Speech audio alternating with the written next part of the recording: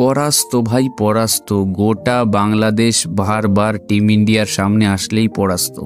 এটা নতুন কিছু নয়, এটা খুবই পুরনো স্টোরি, এটা নতুন কিছুই না। বাংলাদেশ ক্রিকেটের টিম ইন্ডিয়ার ধারে কাছেও নেই, এটা কিন্তু আবারও প্রমাণিত হয়ে গেছে গতকালেই। শুধুমাত্র মুখে বড় কথা বললেই হবে না, কাছেও কিন্তু করে দেখাতে হবে, কিন্তু সেটা করতে বারবার ব্যর্থ কিন্তু বাংলাদেশ।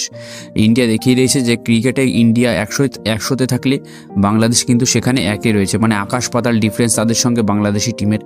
বাংলাদেশ ইন্ডিয়ার কিন্তু নখের কাছেও নেই এই বর্তমানে ইন্ডিয়ান টিমের, মানে ইন্ডিয়ান নখেরও যোগ্য না কিন্তু বাংলাদেশ টিম বর্তমানে। ঠিক আছে, যাই হোক, তো বাংলাদেশকে 228 রানে তো গুটিয়ে দিয়েছিল 49 ওভার 4 বলে, যেখানে হার্ষিত রানা 3টি, মোহাম্মদ শামি 5টি উইকেট নিয়েছে, আকসার প্যাটেল তো রয়েছেই। তো এই তিনজনের কাছে তো টোটালি পরাস্ত বাংলাদেশ। আর একটা ইন্টারেস্টিং ব্যাপার কি, হার্ষিত রানা কিন্তু যে ফরম্যাটেই খেলুক, T20, টেস্ট, ওডিআই যেখানেই কিন্তু ডেবিউ করুক না কেন, প্রথম ম্যাচে ভাই 3টে উইকেট কিন্তু নেয় ছেলেটা, মানে মারাত্মক লেভেলের একটা ডেডিকেশন বা উইকেট টেকার বলতে পারো। তো যাই হোক, তো হার্ষিত রানার দুর্দান্ত পারফরমেন্স। তবে এদিকে ইন্ডিয়া ব্যাট করতে নেমে শুভমান গিল, মানে ভাইস ক্যাপ্টেন, প্রিন্স যাকে বলা হয় ওয়ার্ল্ড ক্রিকেটের প্রিন্স, সেই শুভমান গিল সে কিন্তু দুর্দান্ত একটা সেঞ্চুরি মেরে দিয়েছে।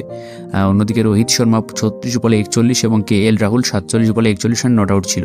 তো এই তিনজন মিলে কিন্তু বাংলাদেশকে টোটালি পরাস্ত করে দিয়েছে এবং আবারও বুঝিয়ে দিয়েছে যে ক্রিকেটটা ইন্ডিয়ায় খেলে, বাকি টিমগুলো কিতকিত খেলে। এটা কিন্তু টিম ইন্ডিয়া বুঝিয়ে দিয়েছে ভাই, এটা বাংলাদেশের মাথায় ভালো করে ঢোকানো উচিত যে টিম ইন্ডিয়ার নামে বড় কথা বলতে গেলে আগে 100 বার ভাবা উচিত। ঠিক আছে, তো এটা আমার মনে হয়।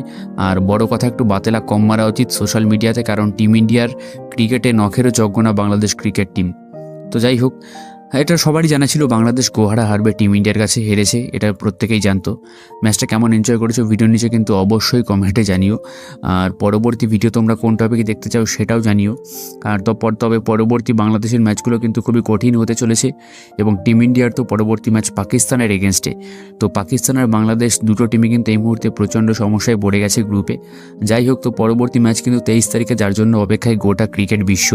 তো তোমরা কে কি, মানে কোন টপিকে কি ভিডিও দেখতে চাও ভিডিওর নিচে কিন্তু অবশ্যই কমেন্টে জানিও। পরবর্তী ভিডিও সেই সব টপিকগুলোতে আসবে। ধন্যবাদ।